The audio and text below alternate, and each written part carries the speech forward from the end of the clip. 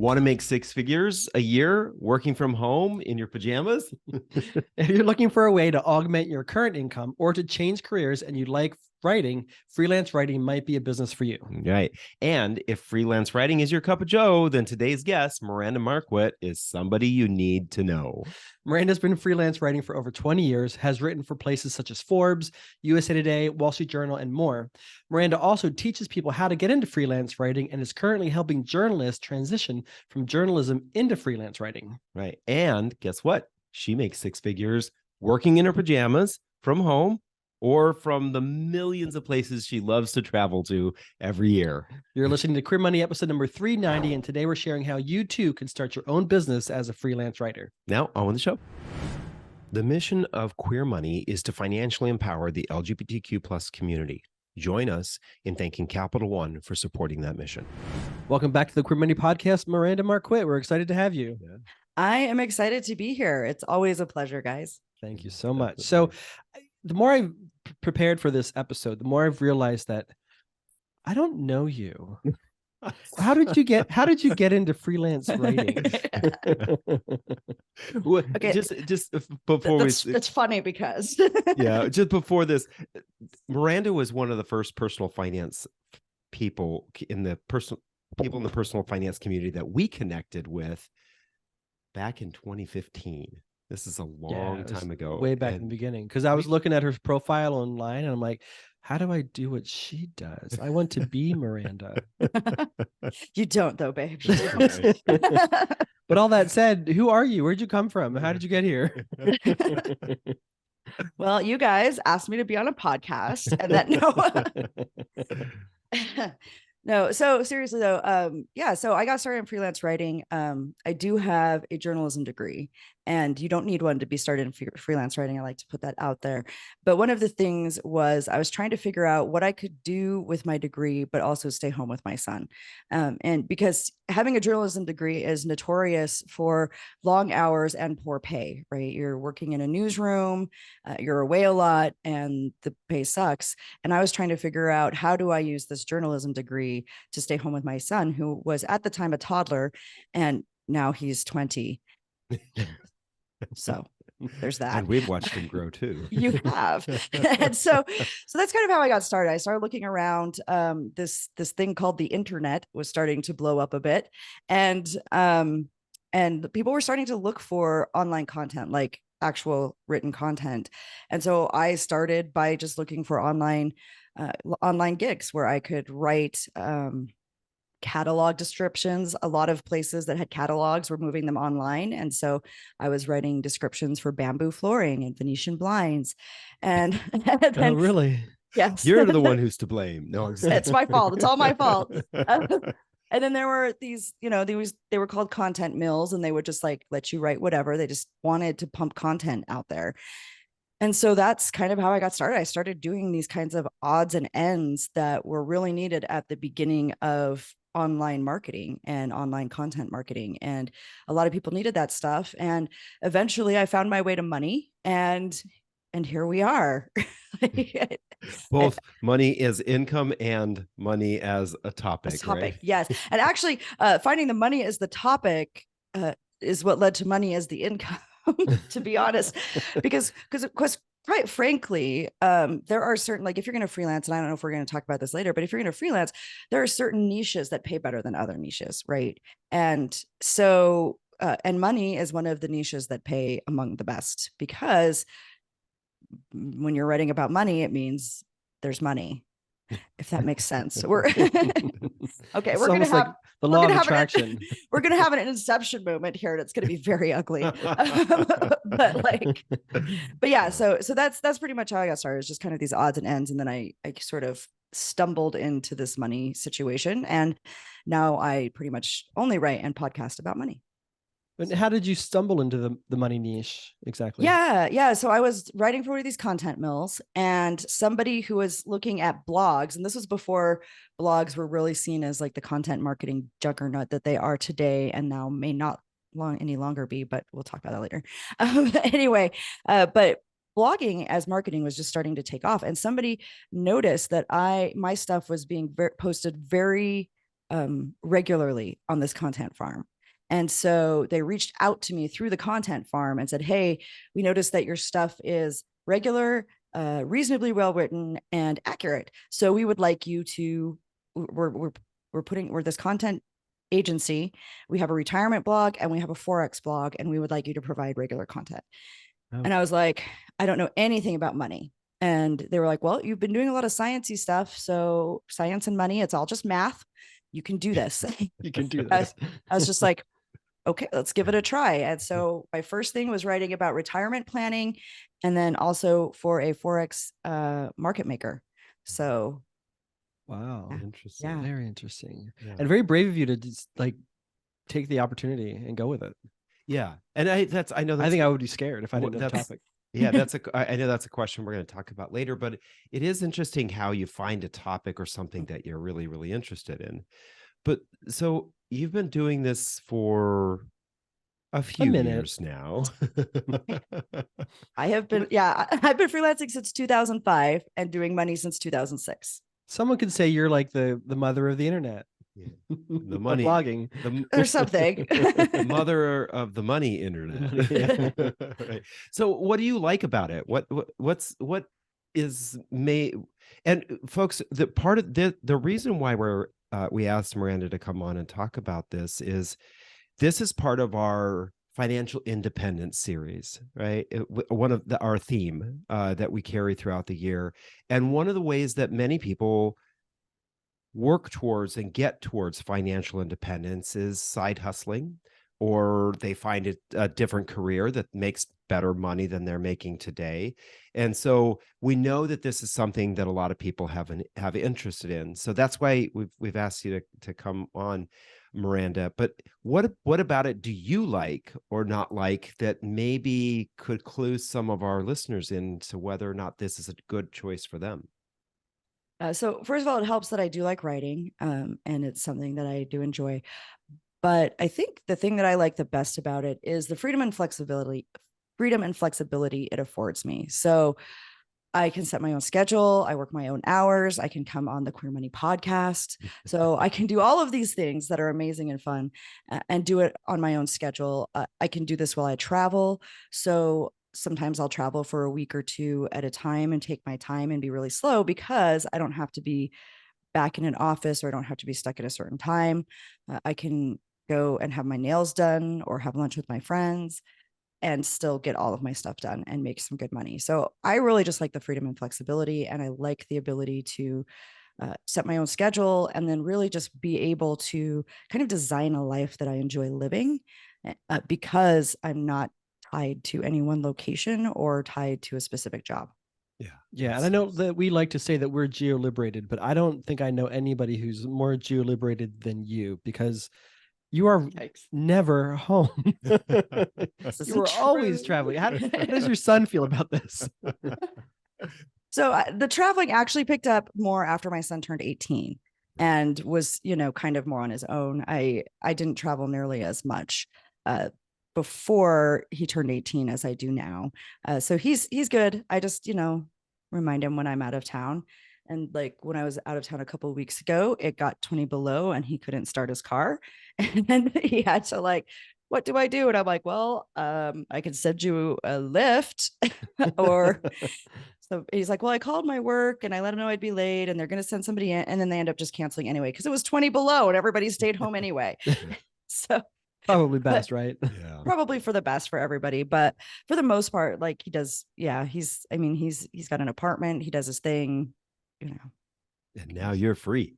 And you're free to be and do and go where you want to go. And that's one of the great things about freelancing writing, but it also is the case with freelancing other types of careers, right? There are freelance videographers who will record and do videos or photo shoots. There are individuals who do post-production of videos and photos and stuff like that. There's all sorts of freelancing. This one, we're specifically focusing in on the writing. Right. Yeah. And there are a lot of people who do like sound editing and all sorts of things. There's just the entire content creation and graphic design. I actually have a friend who does software coding. on a freelance basis. That's It's nice. just a series of contracts, right? A series of 4 to 6 month contracts to do software coding. So there's a lot of stuff you can do on a freelance basis, especially in the current content creation economy. Yeah, absolutely. So just to be fair, what would you say some of the drawbacks are? What are the elements that you don't like about freelancing? So one of the hardest things about understanding what you're going to be doing as a freelance writer is the fact that you are not writing any of these high-minded treatises that you envision, right? Like I went into journalism because I'm going to do hard-hitting investigative journalism, like I am going to bring the power down, blah blah. And no, I am a sellout freelance SEO content writer. That's what I do. I'm going to stare off into the middle distance for a moment, and then remember that I make a shit ton of money and it's going to be okay. It makes you feel better. but no, seriously though, that's the thing that I think that's hardest, especially for writers to wrap their head around. I have a wonderful young man here in Idaho Falls, who also thinks you guys are very cute, by the way. And he's a wonderful writer. He's really good. And the problem is he can't quite get to the sellout stage. And so he's miserable in this job he hates. And he's just like, why can't I write like you? And I'm like, because you're not ready to sell out like me, my friend. But sell your soul, you'll feel a lot better. It's great. No, but seriously though, like it is hard to kind of deal with the fact that yes, I have to write according to a formula. I have all these SEO articles that I'm writing about basic dwelling insurance and making sure I get the right keywords in this article about basic dwelling insurance, and I'm writing, or I'm writing about student loans or whatever it is. And so that can be frustrating. I call it being a jobbing, JOBBING, a jobbing writer, because you're doing the job. And then I have other things that I do, that I can write for myself or other projects that I find more fulfilling. But in the end, it's like, I was talking about this with another freelancer friend. We're like, what else would we do that gives us this much money for this little work? And like what else would we do? Right. I mean, so yeah, so it is kind of frustrating, but I think if you can push through that and find other ways to be fulfilled, like I say, well, all of the freelance writing subsidizes everything else I do, right? I do nonprofit work in my town. I do politics. I do these things that I find fulfilling. And I wouldn't be able to do that if I was a struggling writer instead of a sellout writer. So. And I think that's the case with a lot of folks in their careers, is that more often than not, we are not, when we're working for someone else, whether it's through freelancing or through having a corporate job, we're probably not 100% fulfilled in what we do, right? But there are trade-offs, right? That you do have the time on the weekend, or you have the time away from work, or sometimes you get volunteer opportunities through work. You use those as the opportunities to do the things that you love doing, especially I think for a lot of people who live in very expensive cities, and a lot of us queer folks too live in very expensive cities. And then we have to have the jobs that pay well in order to survive. And we have to find the fulfillment in some other places. Yeah. And I think that's really important, is to realize that the idea of, if you want to make money at freelance writing, you need to kind of divorce yourself from this idea that everything you write is going to be amazing and fulfilling and fabulous. And it's just not, but you're going to get it done quickly, and you're going to make a decent amount of money at it. And then you can go do something else. Yeah. Right. That's kind of what we're trying to provide our listeners and viewers. The option is, this is how you can sort of generate more money or improve your lifestyle, move to where you actually want to live, and be able to afford it and whatnot. So just providing options is what you're getting at. Yeah. So that said, how might somebody get into freelance writing to generate just a few $100s a month? And then how might somebody get into freelance writing to actually make it a career? Let's start with just a couple $100s a month. Yeah, so there are a lot of really great job boards. I don't know if I sent you guys, remind me and I can send you. I have a little thing that says, looking where to start to find freelance jobs, and just kind of it lays out low barrier to entry, medium barrier to entry, and then like a higher barrier to entry.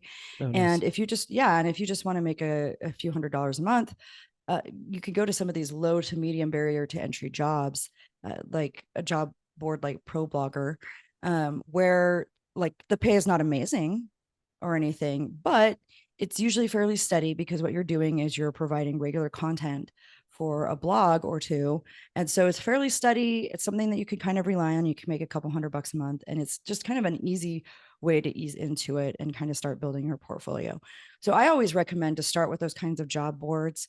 I do not recommend going to a marketplace where you have to bid on jobs. Just ignore that. You're basically going to be undercutting yourself. And then on top of that, the freelance marketplace is going to take a cut of whatever you make. And it's just a very short road to frustration and constantly undercutting yourself and making it harder for you to raise your rates down the road. So I try to stay away from the marketplaces and focus more on the job boards like freelance writing jobs and ProBlogger and those kinds of things, because you are going to be more likely to find these relatively simple jobs that don't pay great, but they'll get you started and you can earn a few $100s a month. Okay. Awesome. And folks, we'll link up to that in the show notes. That's on queermoneypodcast.com for these sites that Miranda is talking about. Yeah. So then say you want to make this a career. Maybe you're like, I want to be the next Miranda Marquit. How do I do that? Yeah. So it does kind of start sort of the same way, small, get a few of these things under your belt and kind of build on that and make it consistent. I think one of the big things to have though is you do need some sort of home on the web. Right now, website, like I know plenty of freelance writers who don't keep their own blog. I have a blog. I update it semi-regularly, but having a website helps where people can easily find you. When you do write, provide a bio that includes like keywords. Like for instance, my bio usually talks about how I've been writing about money, writing and podcasting about money on the internet. So that helps a lot too. LinkedIn is a really great place actually for freelancers to find work and build connections. Set up your LinkedIn profile so that you have like these things in your bio, right? Like I have hashtags like financial journalist, freelance writer, financial writer, all those kinds of things. But also on LinkedIn, one of the great things you can do is you can look for companies that are hiring writers. And one of the things that Kat Trattina, one of my freelancer friends, does is she approaches them and says, hey, I'm a freelancer. If you need immediate help while you're doing this search, I can provide you some content while you're doing this. Oh, wow, and nice. And a lot of the time it works out really well, and they just keep using her instead of actually instead of actually hiring somebody. Nice. Yeah. But LinkedIn is really great because it does have you can set up job alerts, right? Like for content writer, freelance writer, all of those things, you can set up those job alerts, and then it makes it really easy to apply through LinkedIn. So just save a copy of your resume, have some clips available, like some links to some clips available on the regular, and then you can just easily apply for a bunch of jobs. Unfortunately, making it a career requires a lot of rejection at first. So you have to get used to pitching a lot of people and applying for a lot of places and being rejected a lot.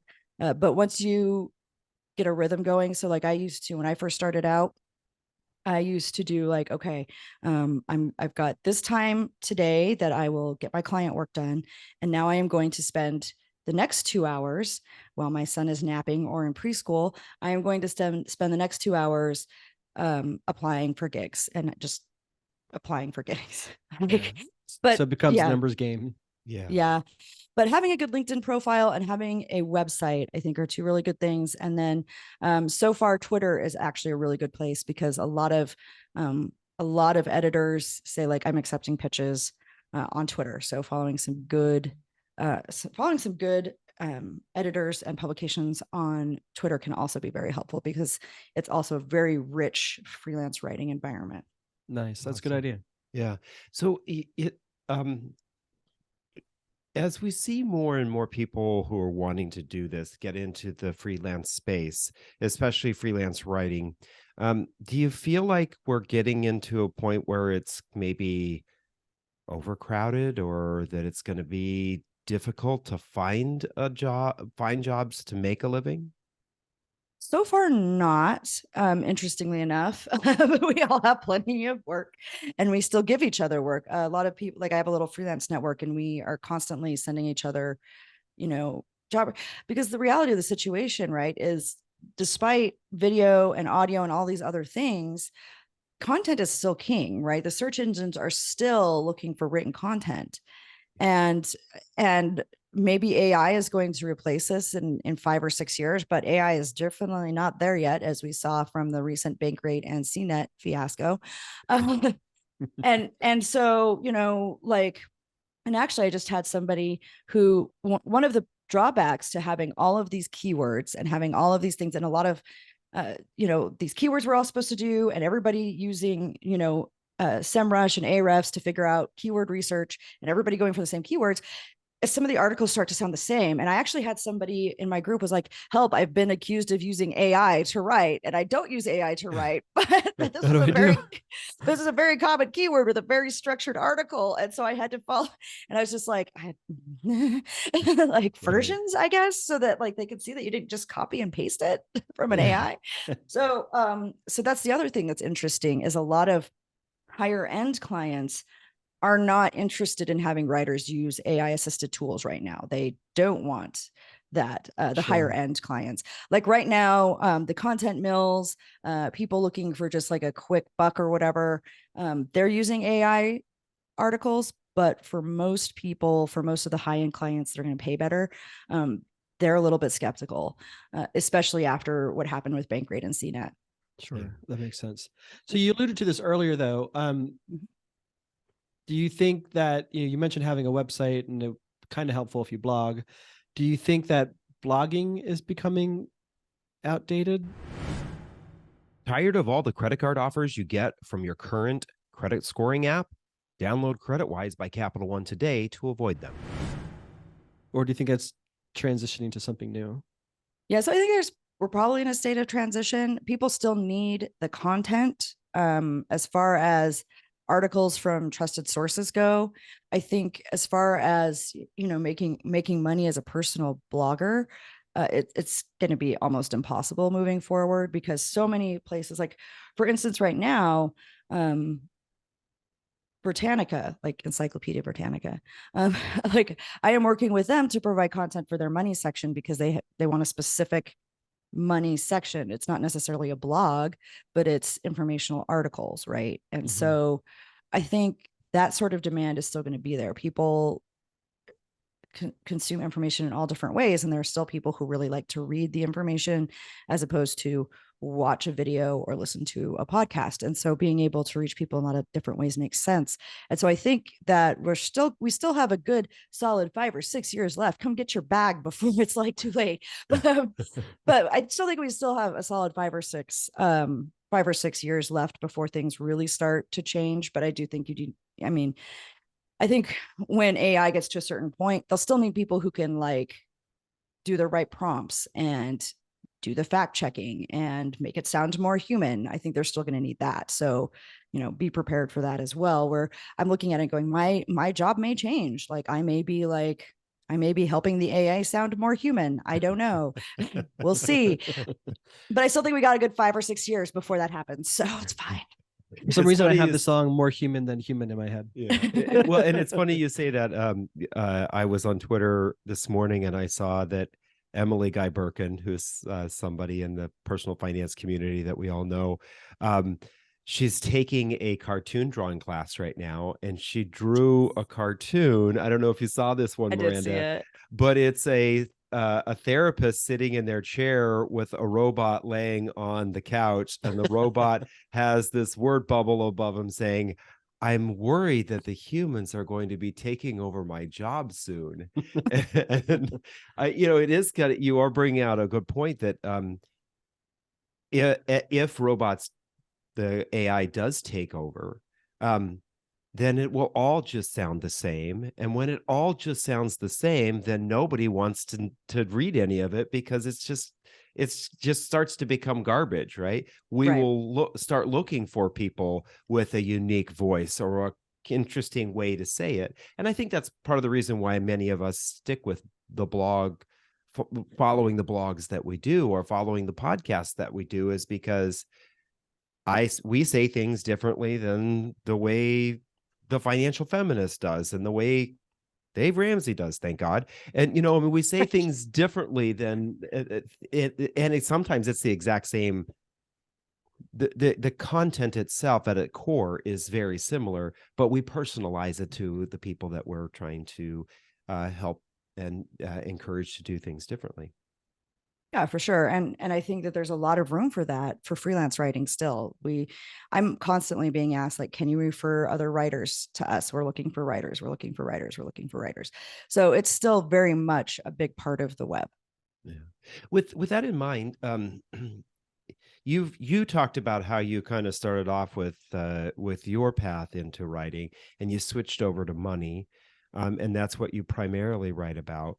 What would you say that's an important thing for people to do, is to pick a niche, an expert, be an expert in a particular topic when they're starting out, or should they kind of generalize and see where they land and what they enjoy writing about? Because I know that there are people who, I don't know. I guess people who probably listen to this podcast have some interest in money, but there are probably a lot of people in the community who are like, screw that. I want to write about cactus, or I want to write about, Did you say cactus? yeah, I don't know. I mean, they want to write about the green economy, or they have a specialty that they would like to write about.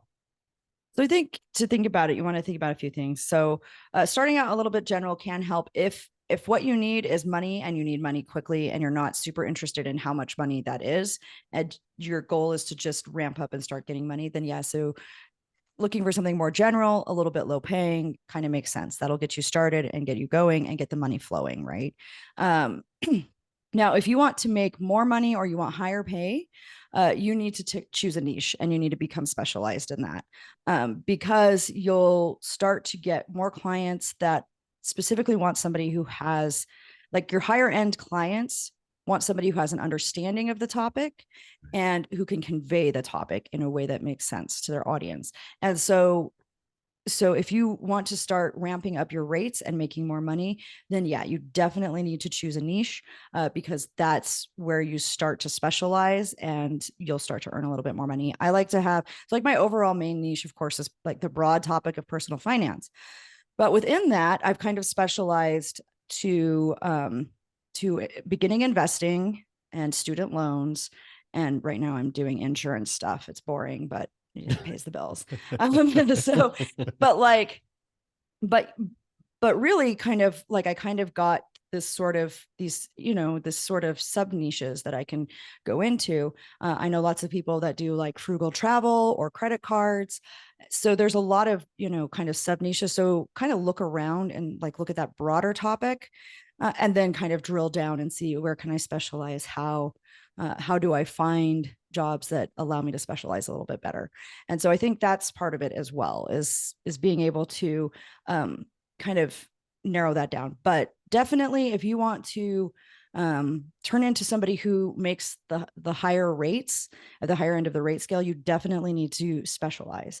And then also, look at different types of writing. So I do general articles most of the time, but if you are a good copywriter and you can write good sales page, landing page, and email marketing materials, like, that type of writing pays really well.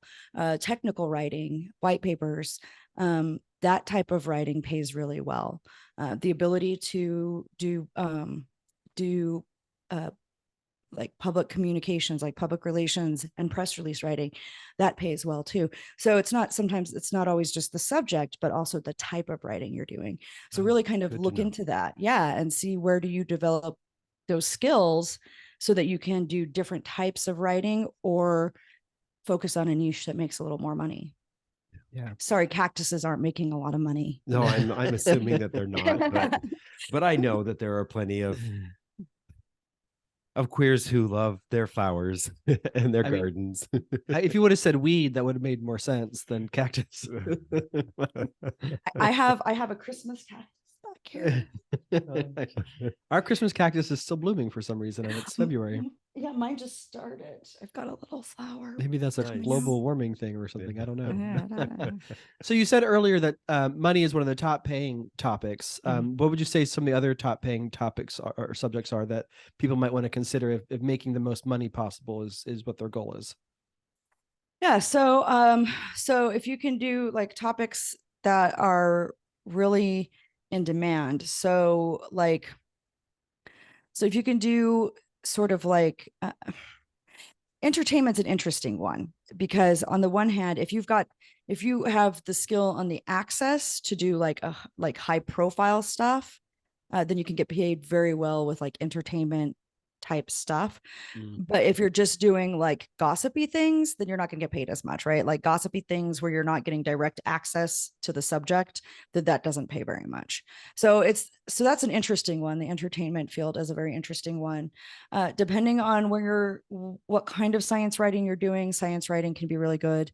And then medical. If you can write about healthcare, like medical stuff, like get kind of into the weeds about that kind of stuff. Like I said, like the more specialized and technical something gets, the more knowledge you need to have to write about it and convey it in an intelligible and consumable way. The more likely you are to get paid more for it.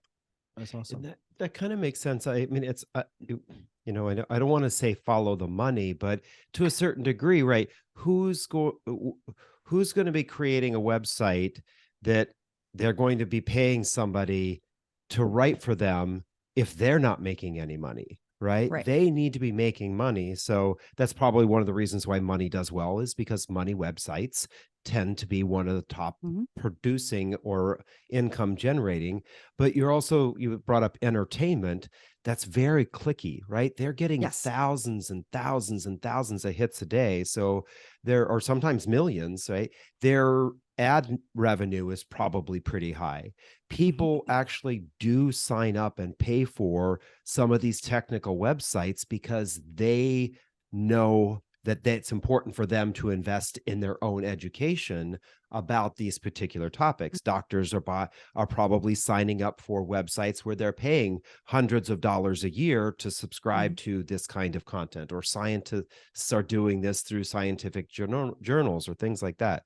So that's probably why Cactus is probably not making a whole lot of money, because they're now, somebody's going to email us and be like, no, there's this Cactus Instagram page and it's blowing up and they've got millions of followers. And that's probably true. That's different. That's different than content. But I mean, there's a whole plant community out there where cacti could be a subset of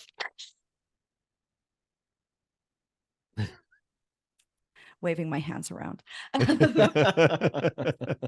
It's okay to have spirit fingers. It's approved. But yeah, so there's like a whole subset of the plant community. There's a whole plant community out there, and a subset could be cacti. So yes, if you got into plants, you could also maybe write about cacti sometimes. So one of the cool things I think about freelance writing and the gig economy is that the barrier to entry is pretty low if you want to start your own business. And you can make that as loosely defined as you want to. What would you say are some of the tools that you rely on heavily to do your job? I mean, obviously a laptop, whatever software, what do you use? Mostly a laptop. So yeah, so I use a laptop. I do have a Grammarly premium subscription, which is nice. Grammarly is great. You have to watch out though, because sometimes it doesn't get the context of things. Like it's always, when I'm like a savings account, like they're always trying to like be like, drives me nuts. Like it's a nightmare. And I'm always like, dismiss. Nobody says saving account. Yeah. And so, right. And so there's stuff like that, but for the most part, like I find Grammarly very useful. I do use Hemingway app sometimes, and that's a free one actually. Just because if I'm trying to decide if I need to break something down a little bit more, if I've become too obtuse, Hemingway app helps me like break it down. Hemingway is a really great, straightforward app that focuses on active language and getting rid of passive voice and shortening your sentences. But I find Grammarly is really great. I like Grammarly Premium. You can use it as well to make sure that, you know, your content appears, not plagiarized. Because part of the problem of being a writer sometimes is like you write things over and over again, and something I wrote for somebody else might be similar to something I'm going to write for a new person. And so it also helps to just like double check and make sure like, okay, have I inadvertently plagiarized myself? Okay. Well, there are tools, aren't there, that can help you Yeah. confirm whether or not there's a risk of plagiarism? Yeah. So Grammarly can help you do that. And then also Copyscape can help you do that. So that's a good one to use. I also find, so I actually just use, as far as tracking my assignments, I actually use a Google spreadsheet where I have a column for, like I have a little column that's open so that I can put a little X next to it when it's done. But I have like the date I'm going to write it.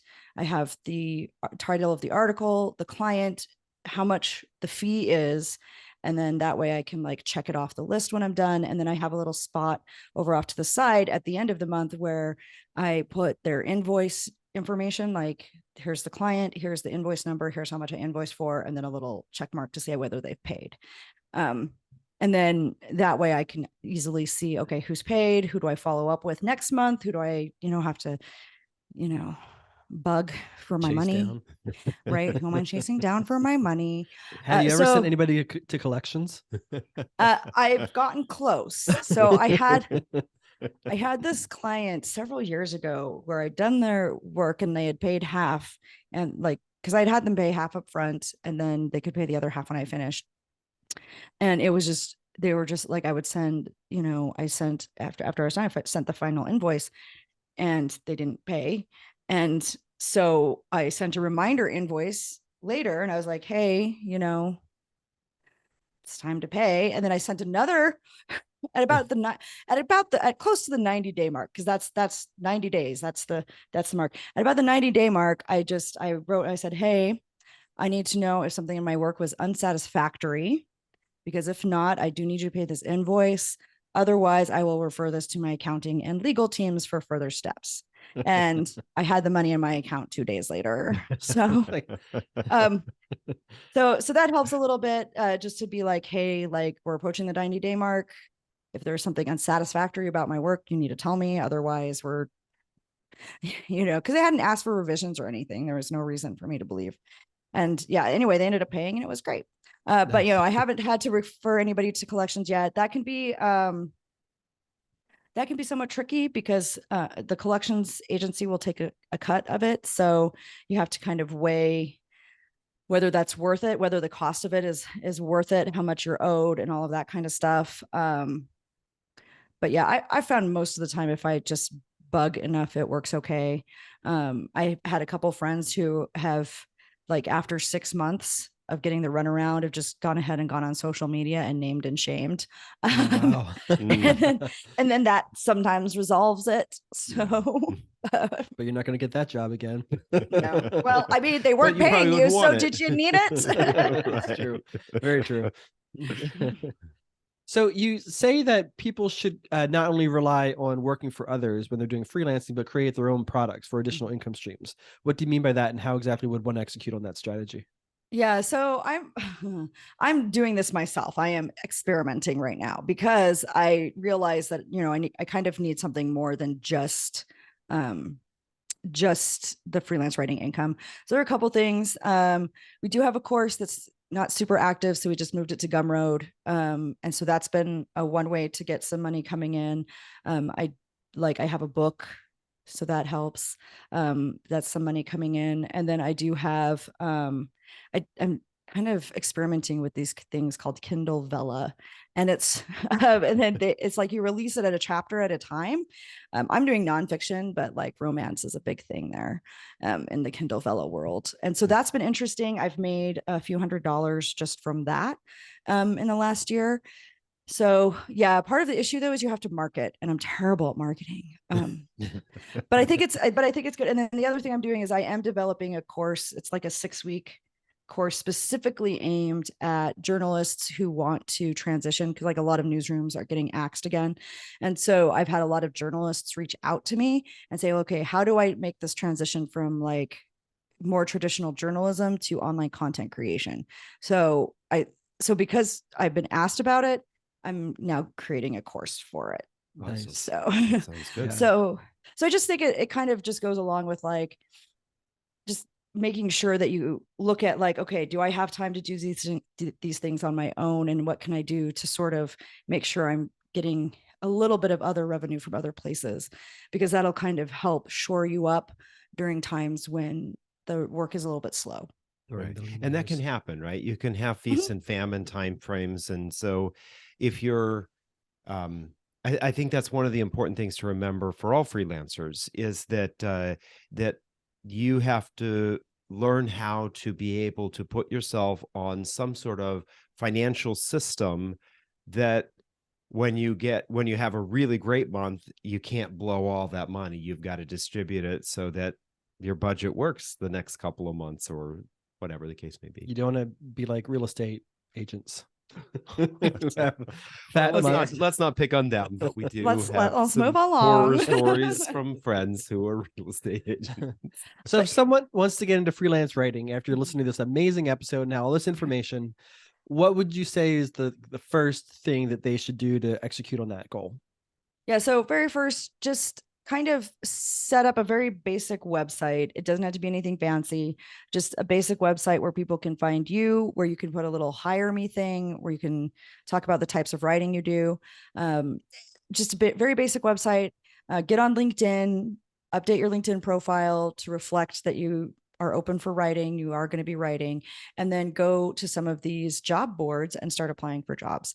And when you get a byline, like I have a, on my hire me page, I have links to my author pages on different websites. And you may have to, when you're starting, you may just have like one-offs. So you may just be linking to one specific thing each time. But like right now I have my author pages on my hire me, so that like, if you go there, you can see like, okay, this is the author page for Britannica. This is the author page for Forbes, like all of those things where people can go and say like, so you want to collect that stuff in one place to make it easy for you to find, and you want to keep it updated. But once you're getting started, get yourself a very basic website, update your LinkedIn profile, and then go to these job boards and start applying for jobs. Perfect. Makes sense. You need to have, it's just like all artists, right? They have a portfolio that they take and show to their potential clients of the kind of work that they do. I will remind folks that those of you who have jobs currently, who are thinking about getting into this, make sure you're dotting your I's and crossing your T's when it comes to letting your employer know. If you're posting out there on LinkedIn that you're available for freelance writing, they may see that as moonlighting and you could lose your job. So just be careful, make sure that this is something you truly can do. Otherwise you might have to go in a little bit more anonymous route. Yeah. And that's one of the issues too. So if you can't be using LinkedIn, one of the things to do is, my alternative is Twitter. There's a lot of really good stuff for writing Twitter, some good hashtags. Hashtag journal request is a good one, hashtag freelancing, and hashtag writing, and then hashtag querying.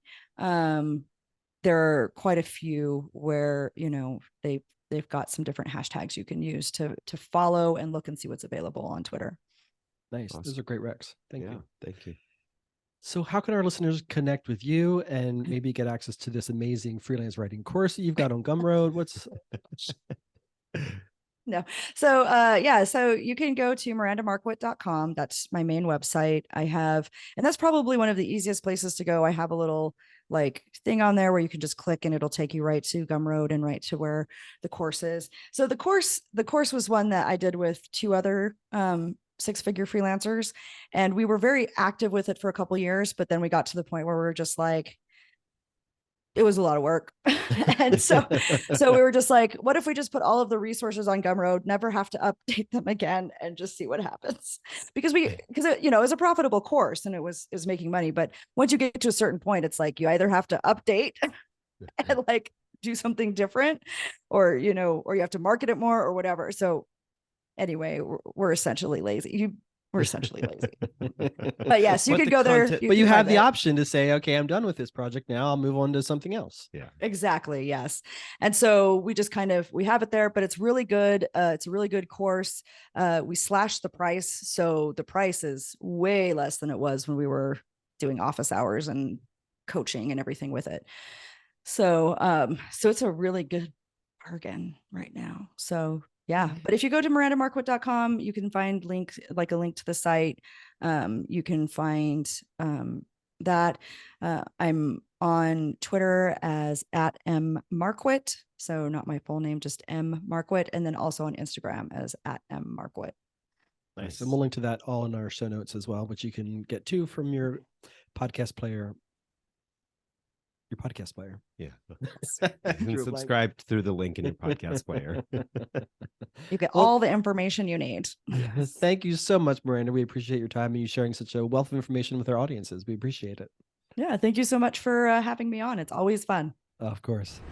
Start your journey to financial independence with a checking and savings account that doesn't nickel and dime you with fees.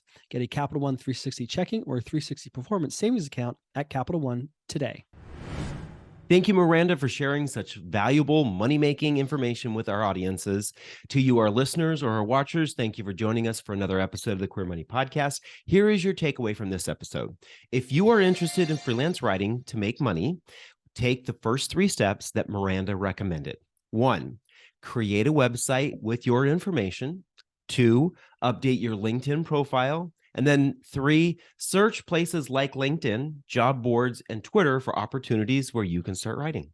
Then join us this Thursday when we share the most affordable, most gay-friendly city to live in Virginia.